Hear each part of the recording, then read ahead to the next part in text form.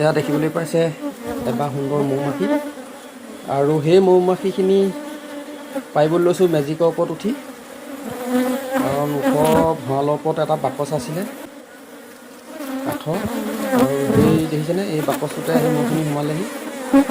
এতিয়া ধুনীয়াকৈ মৌখিনি কটা হ'ব, তাকে আপোনালোকক দেখাবলৈ লৈছোঁ। ভিডিঅ'টো ধুনীয়াকৈ চাই যাব। এতিয়া ঢাকনখন খুলিম এতিয়া, আৰু সিহঁতি আঁতৰ পৰা চাই আছে ফুটে বুলি। তাত গৈছোঁ মৌখিনি ফুট উঠি আছে, ইয়াত দেখিলেনে বাকচটো লাহেকৈ ঢাকনখন খুলি দিলোঁ। ইয়াত মানে বহুত চাক আছে, ৰসো আছে, আৰু এইবোৰ ফুল বহুত।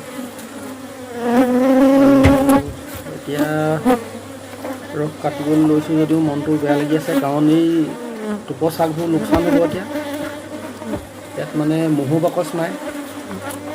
এইটো এটা দোকানৰ আগৰ কাঠৰ পইচা থোৱা বাকচ আছিলে, সেইটো ভঁৰালৰ ওপৰত তুলি থৈছিলে।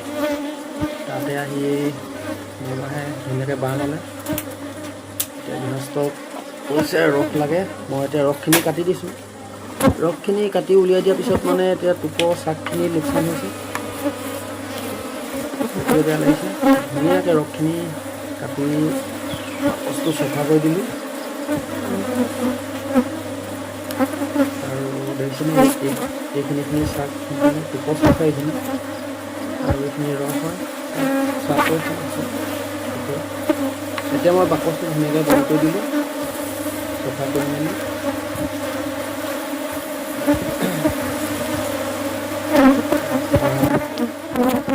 এতিয়া দবা চাই আছে।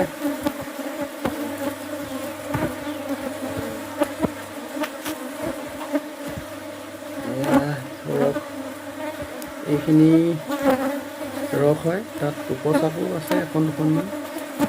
এইবোৰ টোপ দেখিছেনে, এইখিনি সম্পূৰ্ণ ৰস হয় এইখিনি, আৰু এইবোৰ চোবাই খাব পাৰিব, আৰু টোপো আছে। এইখিনি সম্পূৰ্ণ চাক হয়, এইখিনি খাব নোৱাৰে। এতিয়া বাকচ এটা থকা বান্ধি দিলোঁহেঁতেন, বাকচো নাই, এইখিনি ৰস হয়।